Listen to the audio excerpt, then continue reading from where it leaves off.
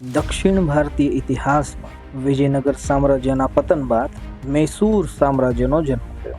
1610માં વાડિયાર પ્રથમ નામક શાસકે શ્રીરંગપટ્ટનમના તાત્કાલિક વાઇસરોય રંગારાયને યુદ્ધમાં હરાવીને તેને પોતાની રાજધાની બનાવી હતી.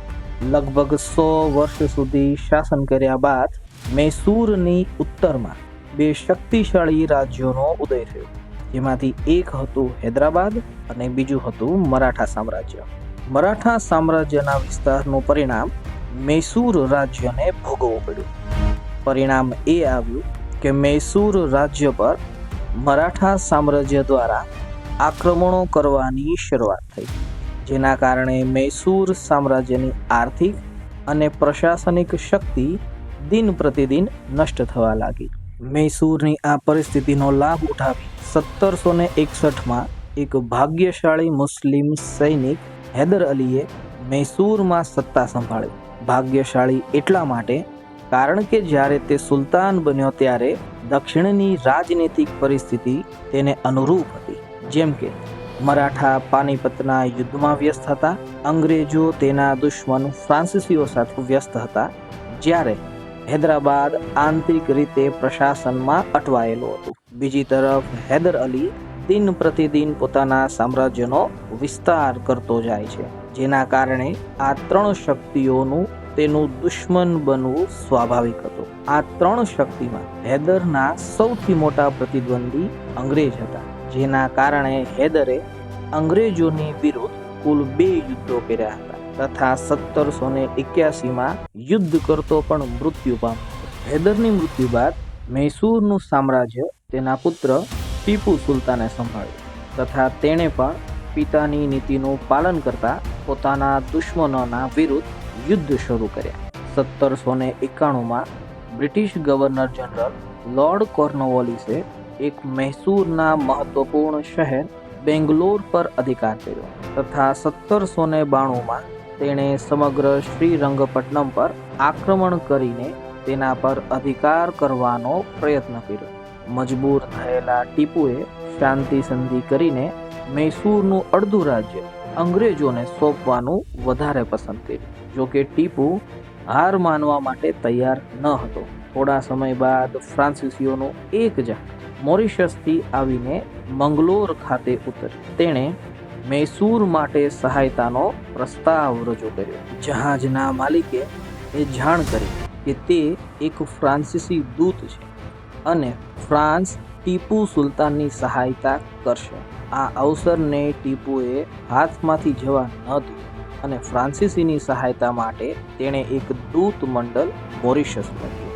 આ જ સમયે નેપોલિયન બોનાપાર્ટે ટીપુ સુલતાન સાથે સંપર્ક કરવાનો પ્રયત્ન કર્યો અને નેપોલિયને ટીપુની સહાયતા માટે કુલ 100 સૈનિકોની બટાલિયન મોકલી.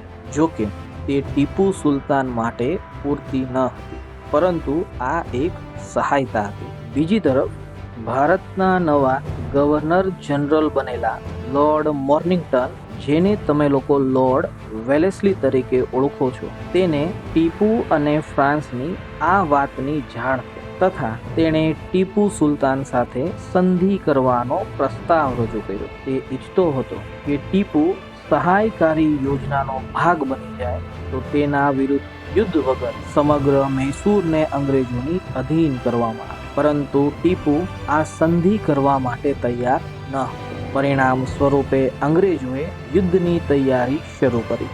વેલેસ્લીએ યુદ્ધની તૈયારી શરૂ કરતા પોતાના 2 મિત્રો અર્થાત મરાઠા તથા હૈદરાબાદને પોતાની તરફ મેળવવાનો પ્રયત્ન કર્યો તથા તેને ટીપુ વિરુદ્ધ અંગ્રેજોનો સાથ દેવા માટે કહ્યું, પરંતુ મરાઠા આંતરિક રાજનીતિમાં હતા, તેના કારણે તેઓ અંગ્રેજોનો પૂરેપૂરો સહયોગ કરી શક્યા નહીં. બીજી બાજુ હૈદરાબાદના નિઝામ અલી ખાને અંગ્રેજોને મદદ કરવાની બાહેધરી આપી હતી. પરિણામ સ્વરૂપ વેલેસ્લીએ પોતાની સેનાને કુલ 3 ભાગમાં વિભાજિત કરી, જેમાં એક હતી બોમ્બે સેના, બીજી હતી હૈદરાબાદની સેના તથા ત્રીજી હતી મદ્રાસની સેના. બોમ્બે સેનાનું નેતૃત્વ લેફ્ટિનેન્ટ જનરલ જેમ્સ સ્ટુઅર્ટે કર્યું હતું, જેની પાસે કુલ 6420 સૈનિકો.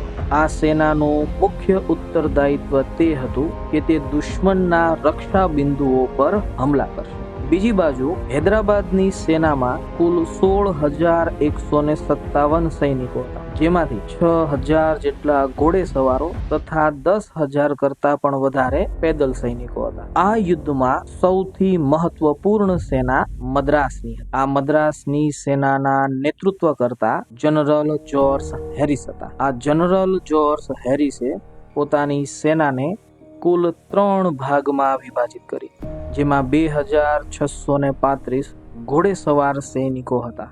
બીજી બાજુ 608 જેટલા સૈનિકો હતા જેઓ તોપખાના ચલાવી રહ્યા હતા. 4381 યુરોપીય સૈનિકો અને 10,000 કરતા પણ વધારે ભારતીય સૈનિકોને લઈને તેમણે એક પેદલ સેના બનાવી હતી. 7 ફેબ્રુઆરી 1799 ના રોજ સમાચાર આવ્યા કે ટીપુ સુલતાને પેરિસમાં નેપોલિયનને એક દૂત મોકલ્યો છે. આ સંદેશાથી બ્રિટિશ અધિકારીઓમાં ચિંતા ફેલાઈ ગઈ, કારણ કે તેનો અર્થ એ થયો કે ટીપુ સુલતાને ફ્રાન્સ સાથે સહયોગની શક્યતાઓ શોધી કાઢી હતી. આ માહિતી મળતા જ જનરલ હેરિસને ટીપુ સુલતાન સામે આક્રમણ કરવાનો આદેશ આપવામાં આવ્યો. હેરિસ 11 ફેબ્રુઆરી 1999 ના રોજ પોતાની સેના લઈને મદ્રાસ સેનાને તે વેલ્લોરથી પશ્ચિમ તરફ આગળ વધવાનો આદેશ આપે છે.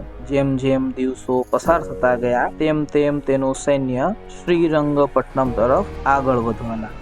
ઘણી મુશ્કેલીઓ બાદ 20 ફેબ્રુઆરી 1799 ના રોજ હૈદરાબાદની સેના પણ અંબુરમાં આવેલી હેરિસની સેનામાં જોડાઈ. 21 ફેબ્રુઆરી 1799 ના રોજ જનરલ સ્ટુઅર્ટની બોમ્બે આર્મી, જે પશ્ચિમી કિનારાથી કાર્યરત હતી, તે શ્રીરંગપટ્ટનમ તરફ કૂચ કરવા માટે આગળ વધવા લાગી. હવે તેનું સૈન્ય શ્રીરંગપટ્ટનમના કિલ્લાથી માત્ર 50 થી 60 મીલ દૂર હતું. જ્યારે ટીપુ સુલતાનને આ બંને ઘટનાઓના સમાચાર મળ્યા ત્યારે ફ્રેન્ચ અધિકારીઓની સલાહ પર લડાઈ કરવાનો પોતાનો અંતિમ નિર્ણય લીધો. ટીપુ સુલતાને લગભગ 12,000 સૈનિકોની બનેલી પોતાની સેનાને તેણે પશ્ચિમ તરફ કૂચ કરવાનો આદેશ આપ્યો. આ એક વ્યૂહાત્મક રચના હતી, જેના દ્વારા ટીપુ સુલતાને માત્ર બ્રિટિશ દળોની પ્રગતિને રોકવાનો પ્રયાસ કર્યો ન હતો, પરંતુ તેમણે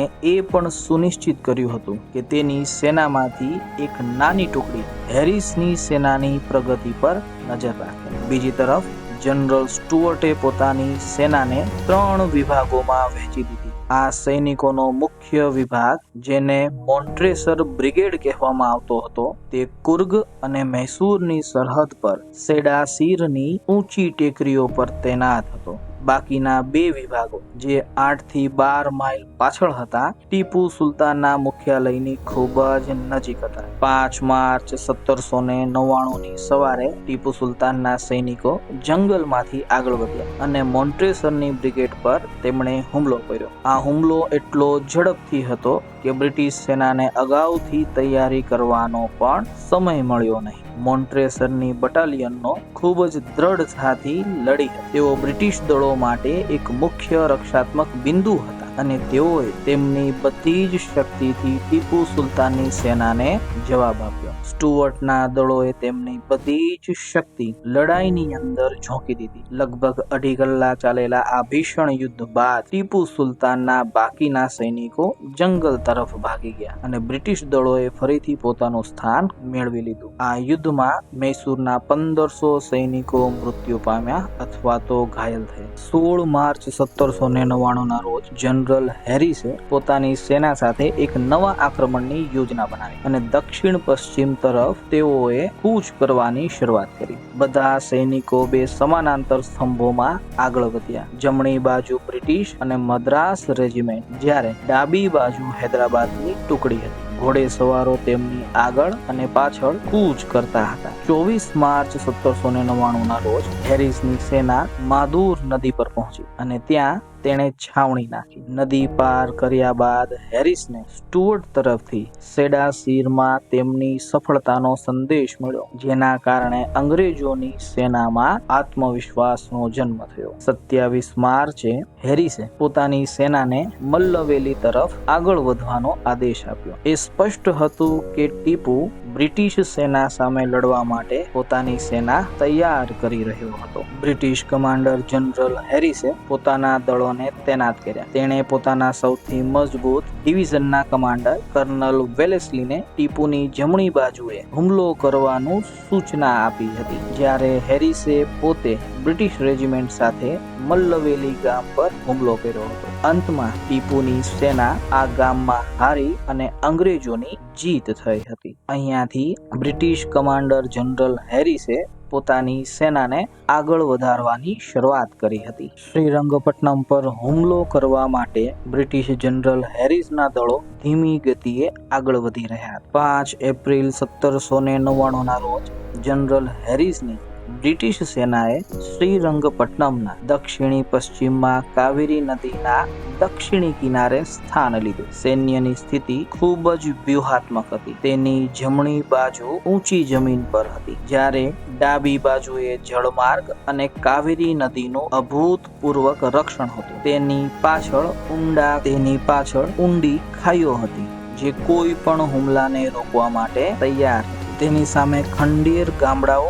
અને ઊંચા સ્થળો હતા જ્યાંથી હુમલો કરી શકાય, જેના કારણે આ સ્થળો કબજા કરવા ખૂબ જ જરૂરી. બીજા દિવસે સવારે કર્નલ વેલેસ્લીએ સ્કોચ બ્રિગેડ અને સ્થાનિક બટાલિયન સાથે આ ખંડેર પર હુમલો કર્યો અને મૈસૂર દળોને ભગાવી દીધા. 6 એપ્રિલના રોજ જનરલ ફ્લોયડને ઘોડેસવાર અને હૈદરાબાદ સૈનિકો સાથે પેરીપટ્ટમ તરફ કૂચ કરવાનો આદેશ મળ્યો. તેમનો ઉદ્દેશ્ય સ્ટુઅર્ટની બોમ્બે આર્મીને શ્રીરંગપટ્ટનમ લાવવાનો અને હેરિસની સેનાને મદદ પૂરી પાડવાનો હતો. આ મિશન 14 એપ્રિલના રોજ પૂર્ણ થયું હતું. હેરિસ અને તેના ઇજનરોએ કિલ્લાના ઉત્તરી પશ્ચિમી ખૂણા પર હુમલો કરવાનું નક્કી કર્યું. 16 એપ્રિલના રોજ સ્ટુઅર્ટની બોમ્બે આર્મી કાવેરી નદીના ઉત્તર કિનારા તરફ ગઈ અને બીજા દિવસે કર્નલ હાર્ટે તેની 75મી રેજિમેન્ટ અને બોમ્બે સિપાહી બટાલિયન સાથે અગર નામક ગામ પર તે હુમલો કરે છે. અગર ખાતે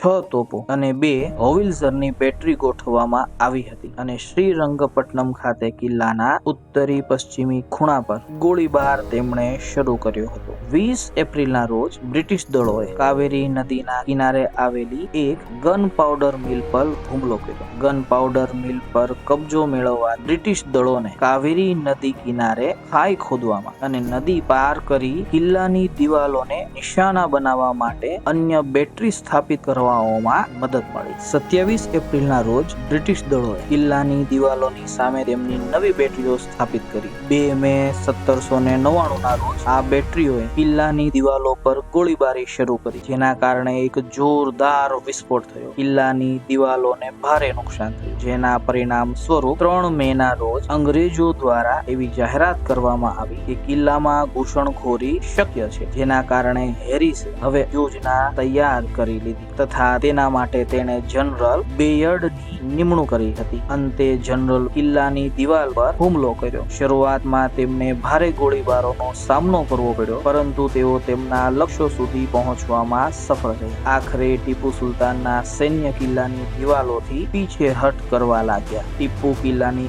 અંદર પોતાના મહેલ સુધી પહોંચવાનો રસ્તો શોધી રહ્યો હતો, પરંતુ કિલ્લાની અંદર તેનો સામનો બ્રિટિશ સૈનિકો સાથે થયો. કિલ્લાના દરવાજા પર જ્યારે ટીપુ સુલતાનને ભાગવાનો પ્રયાસ કર્યો ત્યારે તેને એક બ્રિટિશ ગ્રેનેડિયરે ગોળી મારી દીધી. ટીપુ સુલતાનના મૃત્યુ બાદ બ્રિટિશ દળોએ કિલ્લા પર સંપૂર્ણ કબજો કર્યો અને શ્રીરંગપટ્ટનમના ઘેરાનો સફળતાપૂર્વક અંત લાવ્યો. જ્યારે અંગ્રેજોએ કિલ્લા પર કબજો કર્યો ત્યારે જનરલ બેયર્ડે ટીપુ સુલતાનના મહેલમાં યુદ્ધ વિરામનો ધ્વજ મૂક્યો અને તેમને શરણાગતિ સ્વીકાર કરવાનું કહ્યું. બેયર્ડ કિલ્લાબંધીની સંપૂર્ણ શોધખોળ કરે છે. આખરે તેને ટીપુ સુલતાનનો મૃતદેહ મળે છે. પરિણામ સ્વરૂપ 5 મે 1799 રોજ બ્રિટિશ સેનાએ ટીપુ સુલતાનને વિધિવત રીતે દફન કર્યો હતો. પરિસ્થિતિ શાંત થયાની સાથે જ બ્રિટિશ સૈનિકો અને અધિકારીઓએ શ્રીરંગપટ્ટનમના મહેલો અને